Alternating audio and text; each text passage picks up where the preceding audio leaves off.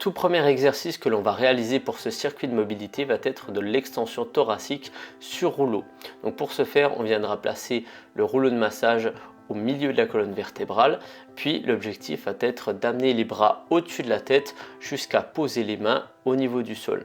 Si vous n'y arrivez pas, deux options. La première, c'est d'utiliser un poids comme je le fais à l'image pour faciliter la descente des bras et donc améliorer l'expansion thoracique. Deuxième possibilité, vous voyez que par moment je monte le bassin du sol, je décolle le bassin, ce qui va permettre un effet de bascule et de faciliter la descente des bras à nouveau. Deuxième exercice, ça va être ce qu'on appelle dos rond, dos creux. Là, on viendra alterner une position où le bassin est enroulé, où la colonne est fléchie, avec une position où j'aplatis un maximum le haut du dos et je cherche à accentuer la cambrure lombaire. Troisième exercice, ça va être la posture du cobra que l'on retrouve notamment dans certaines pratiques de yoga. Donc l'objectif, ça va être de garder le bassin le plus proche du sol en serrant fortement les fessiers. Puis on viendra décoller le buste en s'aidant avec les mains. Donc pour cela, on amènera les mains un petit peu en dessous des épaules. On cherchera d'abord à réaliser une extension au niveau du dos, puis on viendra compléter le fait de se redresser à l'aide de ses mains. Enfin, dernier exercice de mobilité de ce circuit, ça va être de rotation. Ça va être des rotations de buste au sol.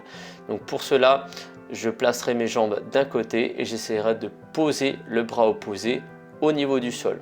Donc si c'est un petit peu difficile pour poser la main au sol, vous pourrez encore une fois vous aider d'une charge additionnelle. Vous voyez qu'ici je tiens un petit disque de 1 kg dans ma main et je m'aide de l'autre bras pour bien garder le genou opposé plaqué au sol. Bien sûr, cela peut se faire sans charge additionnelle, comme vous pouvez le voir à nouveau à l'image, sachant que vous aurez généralement toujours un côté plus raide que l'autre, donc vous pourrez utiliser une charge additionnelle sur le côté plus raide et vous pourrez vous en passer sur le côté où vous aurez plus de liberté de mouvement.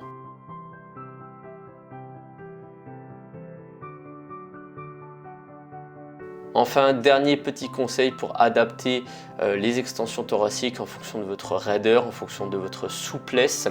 Donc si jamais l'exercice bras tendu est un petit peu difficile, vous pourrez très bien réaliser l'exercice avec les mains placées en dessous de la tête, ce qui permettra de soulager les cervicales et de rendre l'exercice plus accessible.